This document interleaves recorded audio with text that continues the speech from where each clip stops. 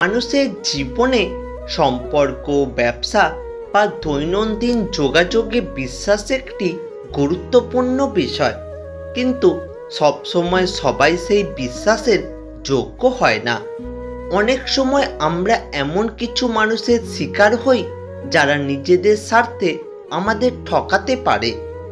কেউ আপনাকে ঠকাচ্ছে কিনা তা বোঝা সম্ভব নয়, তবে কিছু লক্ষণ পর্যবেক্ষণ করলে তা অনুধাবন করা সম্ভব। নাম্বার 1, কথাবার্তায় তাদের অমিল বা অসঙ্গতি দেখতে পাবেন।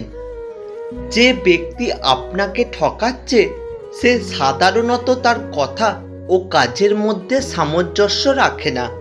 সে একবার যা বলবে পরে অন্য কিছু বলবে বা কথা ঘুরিয়ে দেবে।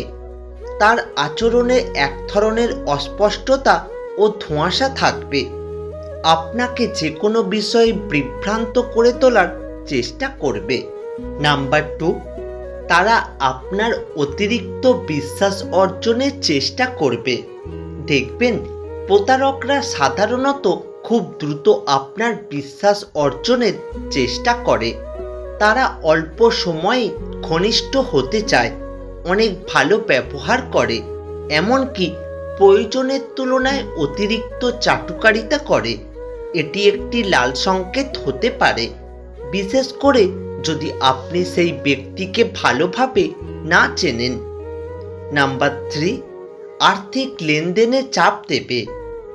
অন্য একজন আপনাকে ঠকাতে চাইলে সে অর্থের বিষয়ে জড়াবে, যেমন বারবার টাকা চাওয়া, ব্যবসায় বিনিয়োগ করতে বলা, অথচ বিস্তারিত বা সঠিক তথ্য না দেওয়া। অনেক সময় তারা আবেগ ব্যবহার করে অর্থ আদায়ের চেষ্টা করে, যেমন অসুস্থতার অজুহাত বা জরুরি সাহায্যের গল্প বলে। নাম্বার 4, তথ্য গোপন করা বা ভুল তথ্য দেওয়া। ঠকানো ব্যক্তিরা নিজের পরিচয় বা অতীত নিয়ে অস্পষ্টতা তৈরি করে। তারা প্রমাণ দেখাতে চায় না বা কোনো কিছু যাচাই করতে বললে বিরক্ত হয়। এরা সামাজিক যোগাযোগ মাধ্যমে বা বাস্তবে নানা রকম ভুল তথ্য দিয়ে বিভ্রান্ত করে। নাম্বার 5, আচরণে গোপনীয়তা ও দ্বিধাবোধ করা।